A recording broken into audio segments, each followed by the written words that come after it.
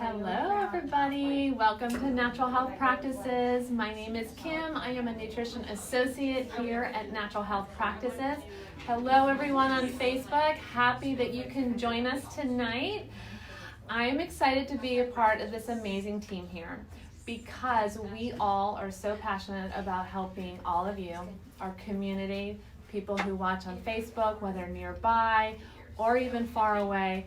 We're passionate about helping you look and feel better without the use of drugs and surgery.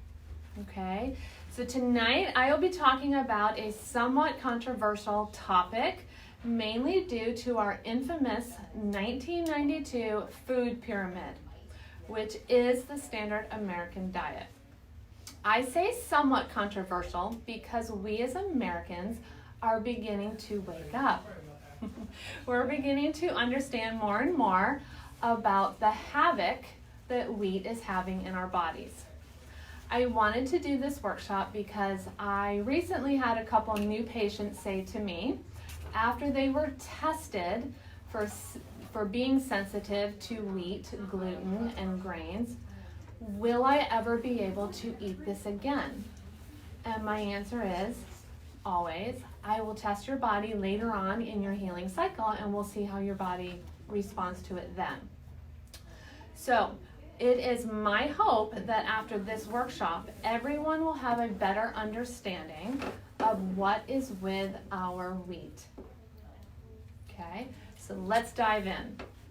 For many years, we have been told by experts to eat lots of grains. 6 to 11 servings of bread, rice, cereal, and pasta every day. And we listened. And we turned America into the fat nation, with 70% of us now overweight.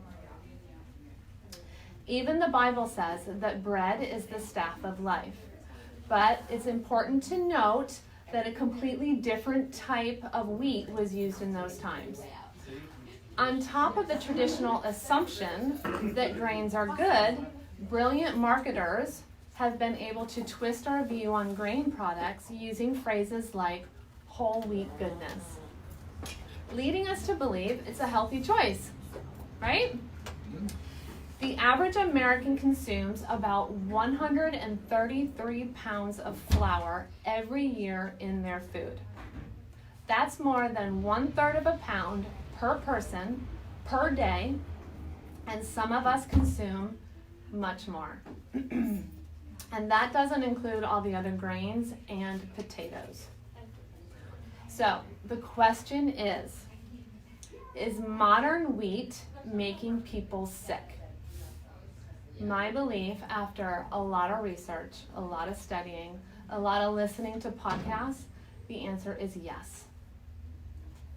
So, what has changed? Well, just about everything. The way we grow it, process it, the way we eat it. The very wheat itself is nothing like the wheat of thousands of years ago. Okay, it's nothing like it. I gave you a handout. It is our wheat handout that we give to all of our patients, okay? And it talks about the two revolutions of how wheat has changed, and I'm going to go over them. The first one is when the industrialization wave hit America in the later 1800s, a new way of milling and mass refining took hold in the grain business, and it never let go. Removing the bran and the germ, the nutrient-dense part of the wheat, seemed like a good idea at the time, since it meant that grain products could sit on store shelves much longer without spoiling. This new way of milling made the purest and finest of white flour to be easily produced at a low cost so that every class of person could afford it. This was the beginning of our industrial food system, where vast quantities of shelf-stable food were produced in large factories many months and many miles from the point of consumption. Okay? So this is all refined food, all right? Processed, refined food. So if stripping the wheat of its nutritional value isn't bad enough, the second revolution started in the 1950s and 60s, which was the world's wheat crop, was then transformed in a movement called the Green Revolution. The man behind this was Norman Borlaug, who was awarded the Nobel Peace Prize, and he was accredited with saving 1 billion lives. He pioneered new improved species of semi-dwarf wheat that, together with complementing fertilizers and pesticides, increased the yield tremendously. Doesn't sound too good, right? This amazing new farming technology was propagated around the world by companies like DuPont and Monsanto, while mid-20th century humanity applauded the end of hunger. According to the Wheat Belly author, Dr. William Davis, he says, and I quote, "This being sold to us called wheat, it ain't wheat. It's this stocky little high yield plant, a distant relative of the wheat our mothers used to bake muffins, genetically and biochemically light years removed from the wheat of just 40 years ago." Sadly, the history of wheat parallels the history of chronic diseases, including obesity, diabetes, heart disease, cancer, dementia, and so much more. This new modern wheat may look like wheat, but it is different in 3 important ways. Okay? Number 1, it contains a super starch. So for you guys who are taking notes, you don't have to write all of this. Just know that number 1, the 3 things. First one, it contains a super starch. And the super starch is called amylopectin A. Don't write that down. This is how we get, from the super starch, this is how we get big fluffy Wonder Bread and the Cinnabons. Okay, how they puff up nice and big, right? The downside to this is that 2 slices of whole wheat bread now raise your blood sugar more than 2 tablespoons of table sugar. Okay? In people with diabetes, both white and whole grain bread raise blood sugar levels 70 to 120 milligrams per deciliters over starting levels.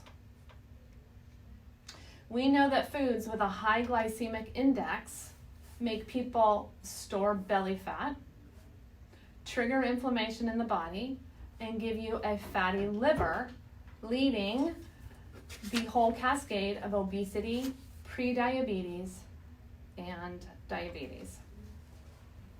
Okay, and just a little sidebar, diabetes now sucks up 1 in 3 Medicare dollars. Okay, all right, we're talking about wheat here, okay, modern day wheat. All right, number 2. The second difference is that our modern day wheat contains super gluten, which is much more likely to create inflammation in the body. The new dwarf wheat contains 28 or 2 times as many chromosomes compared to our ancestors' wheat, which produce a large variety of gluten proteins, including the ones most likely to cause celiac disease.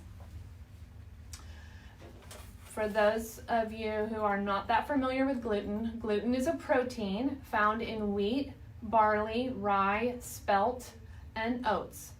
It triggers severe inflammation throughout the body and has been linked to autoimmune diseases, mood disorders, autism, schizophrenia, dementia, digestive disorders, nutritional deficiencies, diabetes, cancer, and more. That's a serious list. Celiac disease and gluten-related problems has been increasing and now affects at least 21 million Americans, and perhaps many million more. 99% of people who have problems with gluten or wheat are not currently diagnosed. And I know this specifically because when I was dealing with my digestive issues, my practitioner was like, you should go get tested to see if you have celiac, all right, which is an autoimmune disease most likely caused by this gluten. But the problem is that I couldn't be tested because I was already off of gluten for a period of time. All right, so anybody who's off of gluten, obviously the test is not going to be a realistic test. So if anybody feels that they need to be tested, don't stop eating gluten. Go and get tested so that you can absolutely be confirmed whether you have celiac or not. Okay?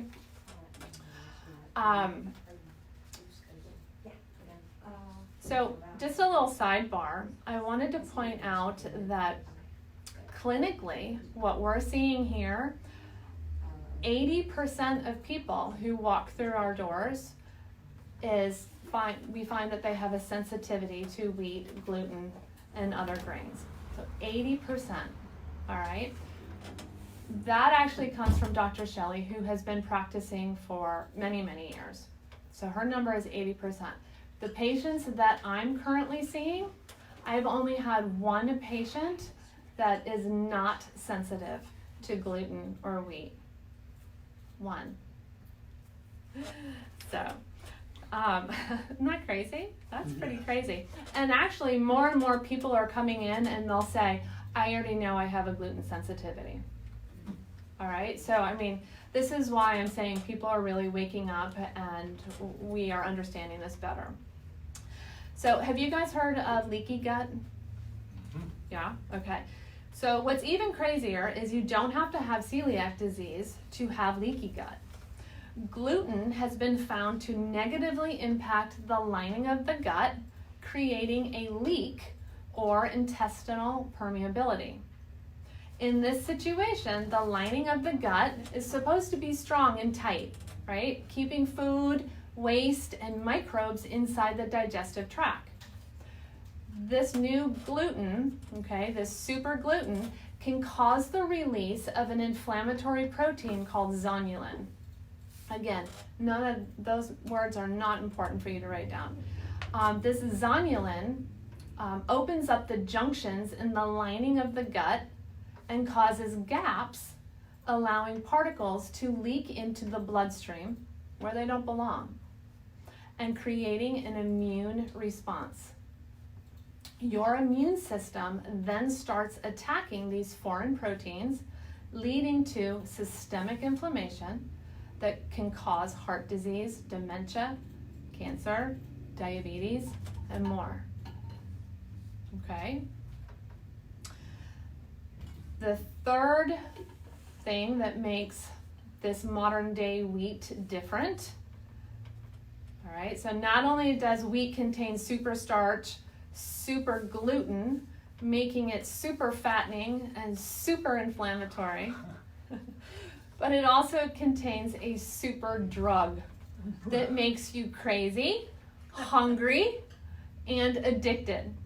And honestly, when I was reading this and researching this, I was actually chuckling because I so remember being that person.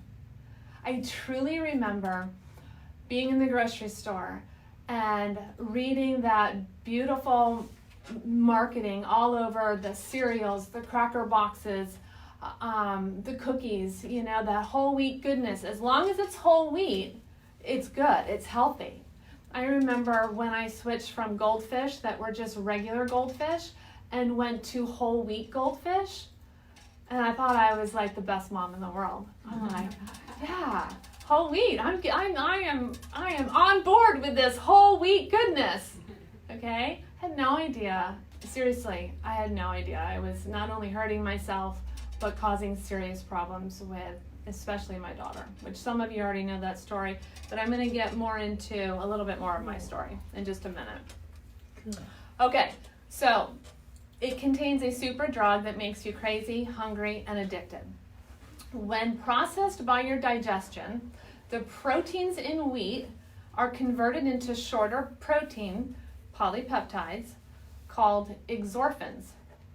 They are like endorphins you get from a runner's high and bind to opioid receptors in the brain, making you high and addicted just like a heroin addict.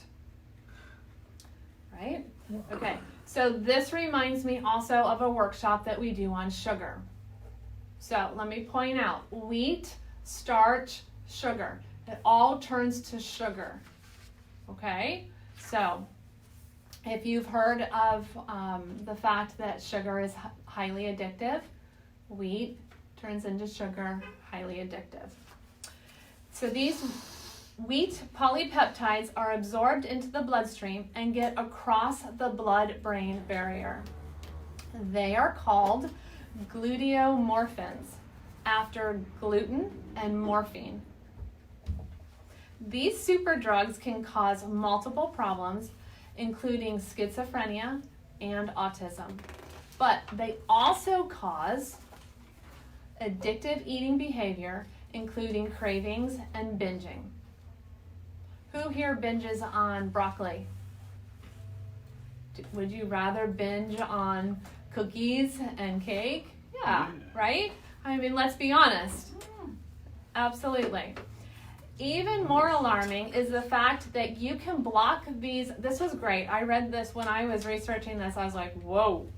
So what's even more alarming is that you can block these food cravings and addictive eating behaviors and reduce calorie intake by giving the same drug given in the ER to block heroin or morphine in an overdose.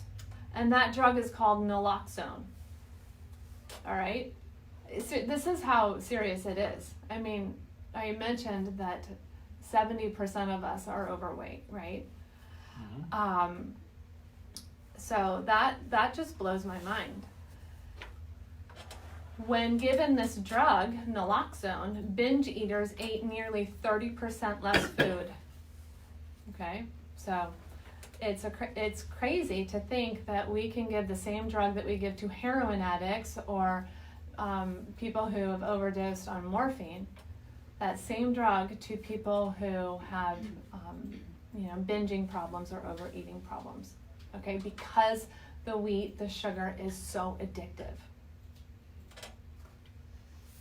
Bottom line, wheat is an addictive appetite stimulant.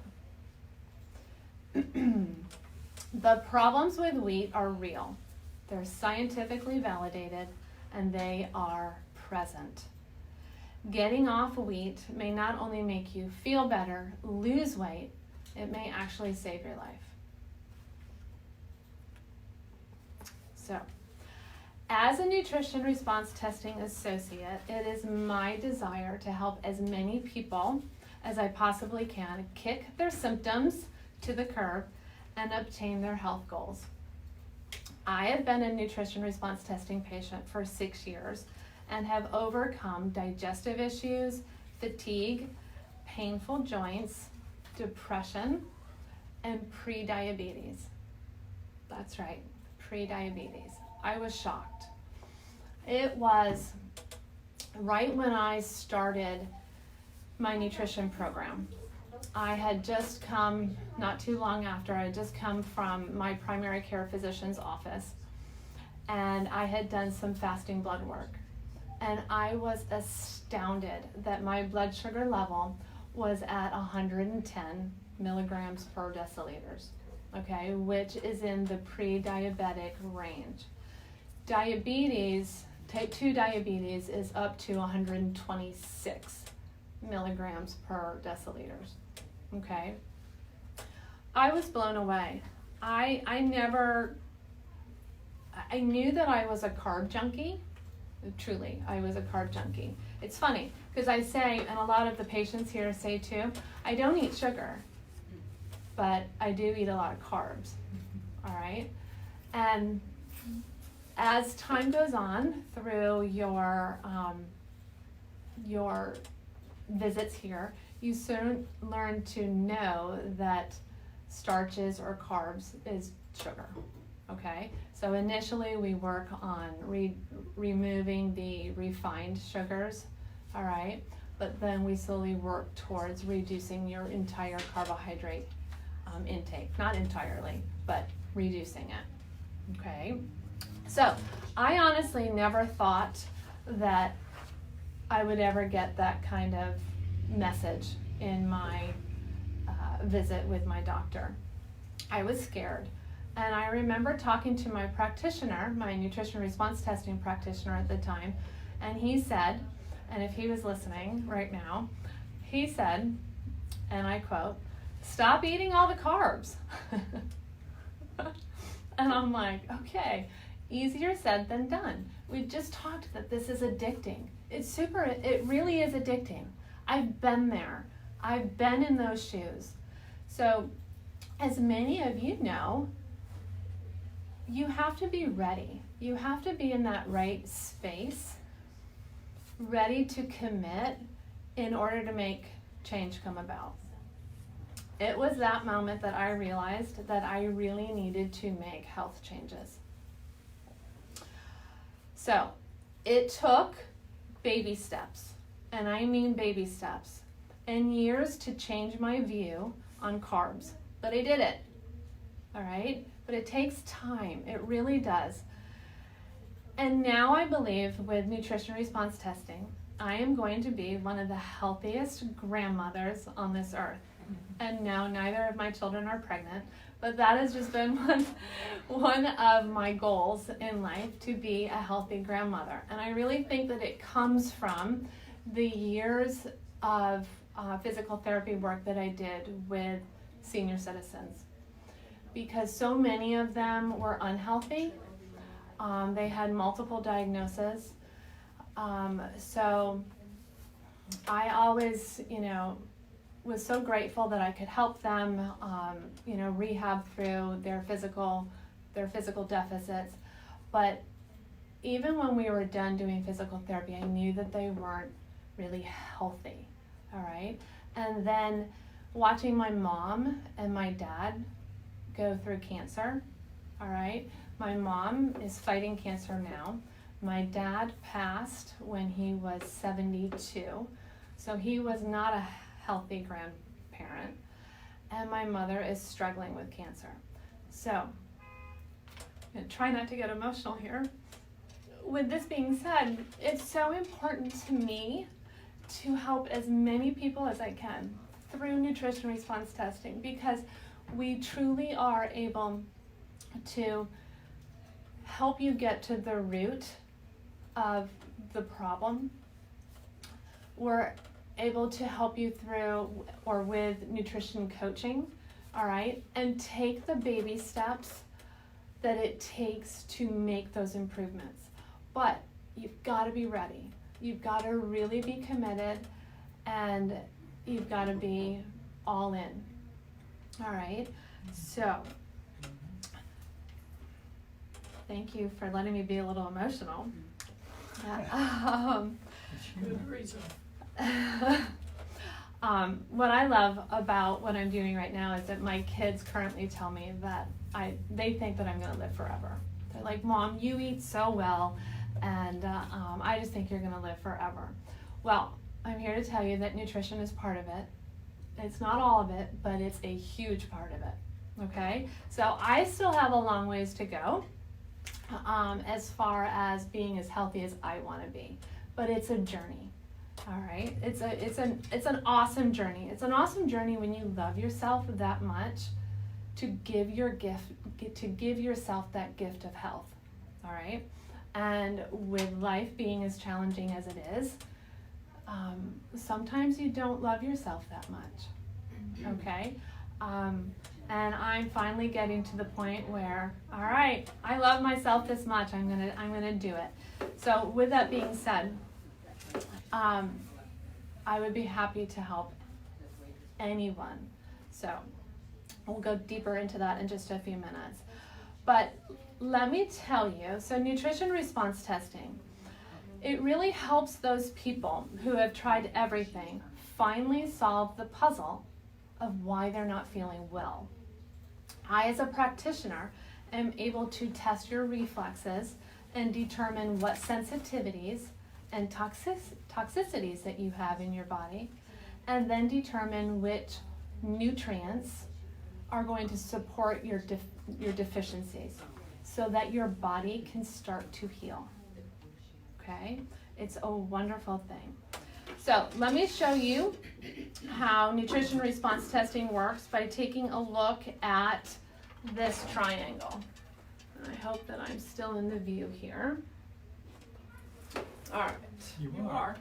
Awesome. Cool. This is our famous triangle. All right. So we're talking about wheat today. A common symptom with wheat is digestive issues. All right. Whether it be bloating or constipation or even diarrhea, digestive issues. So we're going to put that right up here at the question mark. All right.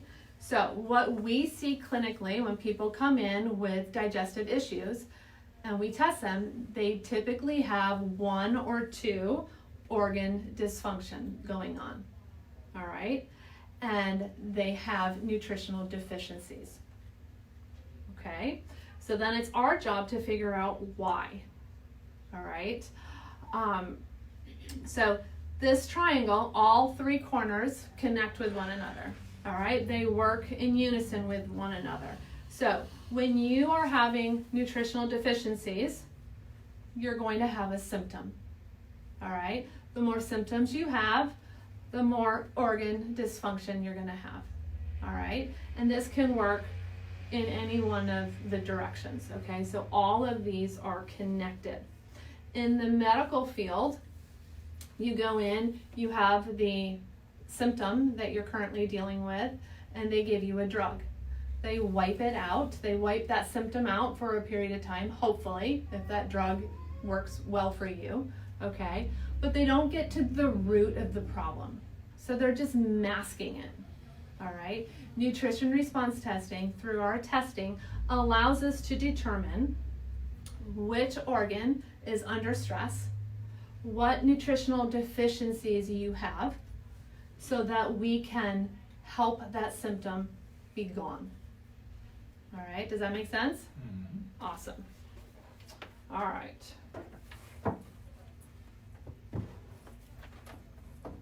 Perfect.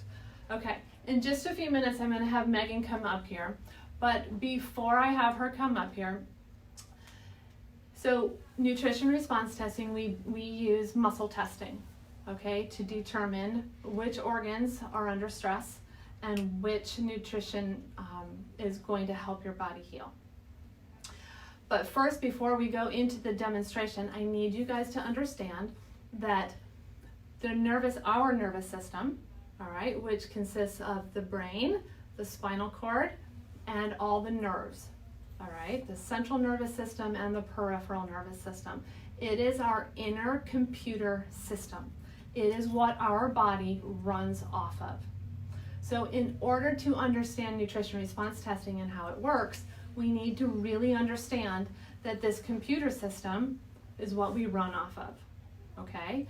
So just a little deeper, the nerves that come from our spinal column literally go in or towards our organs, all right, and they innervate those organs. They make them work, and therefore we run off of our nervous system. Does that make sense?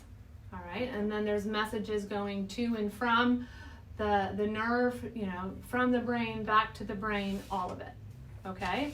Nerves also innervate our muscles and make our body move, all right? our nervous system is our inner computer system, and we run off of it. I say that over and over and over because the way that we were designed, to me, every time I say that, just baffles me. We were made so perfectly, and I'm just so excited for Dr. Yulan and how he refined nutrition response testing, and that we as practitioners are able to communicate with our nervous system, all right? And to put it into a little bit of a better understanding, we use hypothermia to help you understand that a little bit better. So imagine yourself completely submerged in freezing cold water, all right? And the nervous system is saying, whoa, this is freezing cold water. I need to pull the energy from my fingers and toes and bring that energy and blood to the core organs, all right? And if you're in there long enough, then the nervous system pulls the blood and the energy from the arms and the legs and brings that energy to the core organs, all right? Pretty smart, right? And that's why frostbite always starts with the fingers and the toes, all right? So I'm gonna bring Megan up here, and I'm gonna make a full circle on how hypothermia and nutrition response testing works. So Megan has 2 feet of energy around her. She has a healthy nervous system. She's able to stand here, you know, she's able to maintain good posture and stand on her 2 feet. So her nervous system overall right now is working well, all right? So I'm gonna have her bring her arm out here. So this is how we do muscle testing, all right? And I'm going to apply pressure down on her arm, and I'm gonna ask Megan to just match my pressure up, all right? So match my pressure, perfect, okay? I'm gonna apply a little bit more pressure just so that you guys can see it. Match my pressure, good.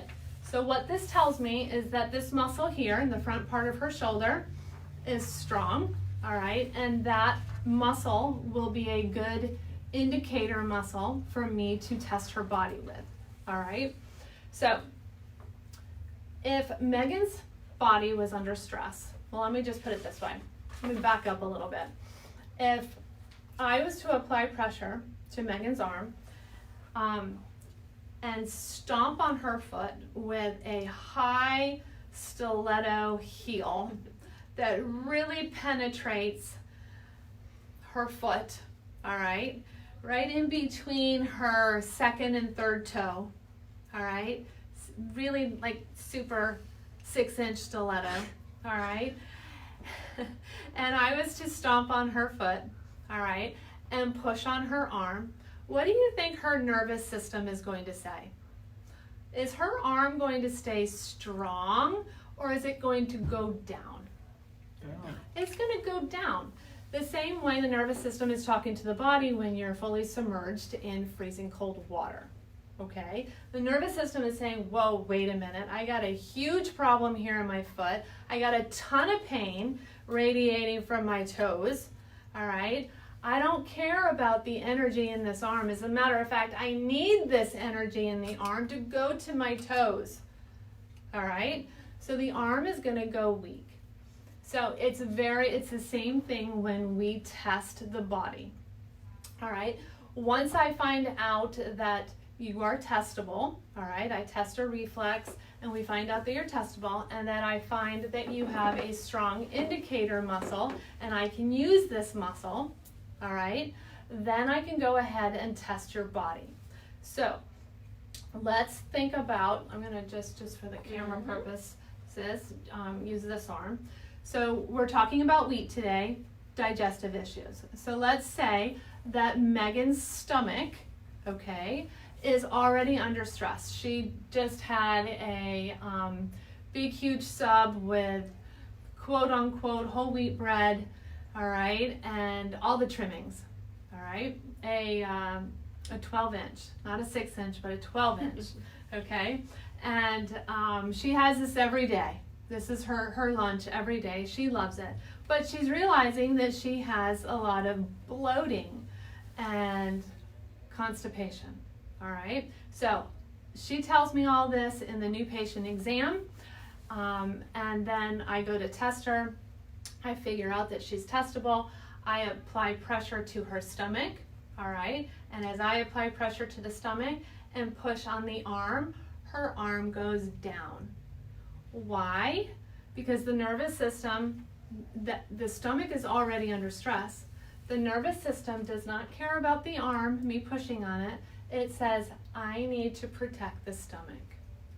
Okay, so all the energy goes to the stomach. Got it? Mm-hmm. Awesome.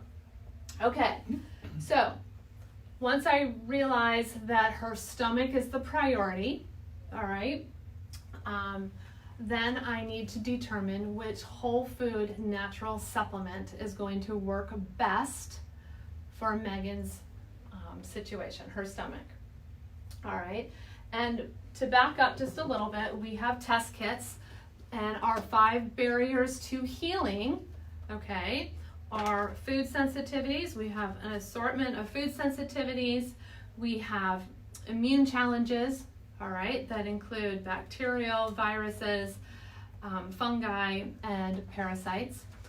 Let me back up just with the food. Naturally, wheat and gluten and oats, all in there, okay? Dairy, rice, white refined sugar, sugars, fruit sugars, artificial sweeteners. There's a ton of them, okay? So we're able to test the body and determine which food sensitivity or immune challenge that the body is dealing with.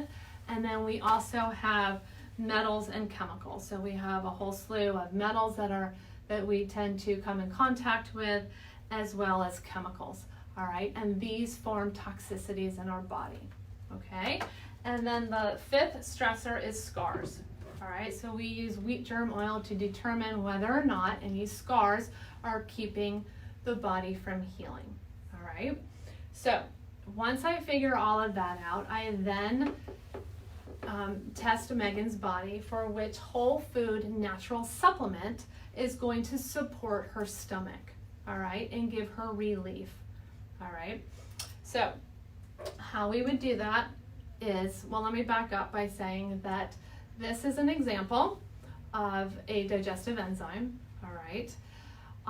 All of our whole food natural supplements comes from most of our supplements come from Standard Process, which is a organic, sustainable farm in Wisconsin, where they do not over-process their food. As a matter of fact, it's minimally processed.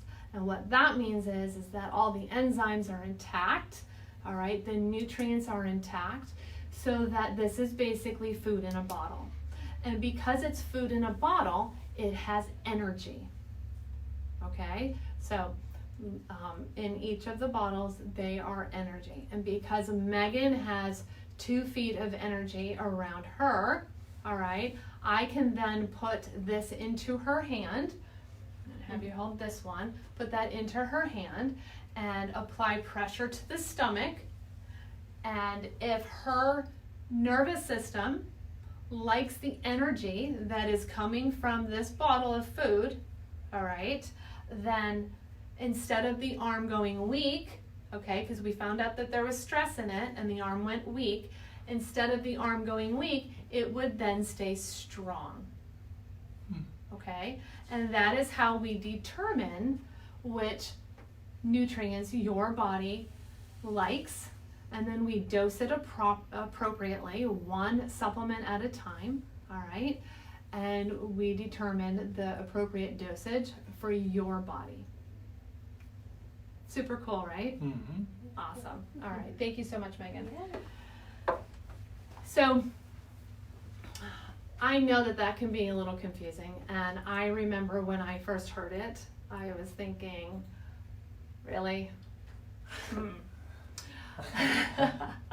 I know that you guys here probably thought the same thing too originally, and that's normal. It's really normal because this is something different, all right? It's out of the mainstream, it's different. But as you guys know, it works, all right? As I know, it works. And if you want to come in and get tested, I will definitely sit down and explain this even a little further with you. But what I love so much about nutrition response testing is that it is painless, it is precise, and it's personalized. It is not a one size fits all, okay? So we are truly able to get to the root cause of your symptoms and help your body to begin to heal. Does healing take 1 week or 2 weeks? No. Natural healing takes time. So you do need to be committed, committed to your health, all right? Now, realistically, you will feel a difference in 2 or 3 weeks after taking the supplements, okay? But the maximal correction could take up to 9 months, it could be 6 to 9 months, it could be 2 years, okay? It could be many years. But the nice thing about nutrition response testing is you start at one point and the healing slowly starts working upward, okay? Unlike if you take a drug and you just mask it, you're not getting to the root of the problem. You're just masking it. And then sadly, you get a lot of side effects, okay? And eventually the drugs really aren't even working anymore, all right? Then you're just miserable with all the side effects.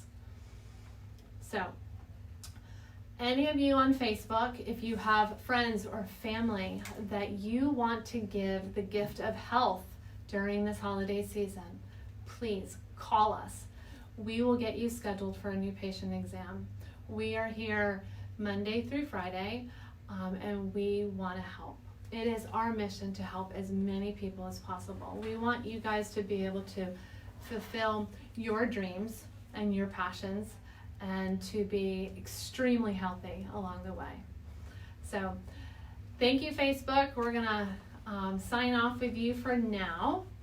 And actually, Megan, one more thing. Our next workshop, because of the holidays, is going to be January 14th. And Dr. Shelley is going to kick off the new year with how to detox the holidays away. All right, so kind of get back on track, if you will. So we're excited about that. So January 14th will be the next workshop. See you guys then.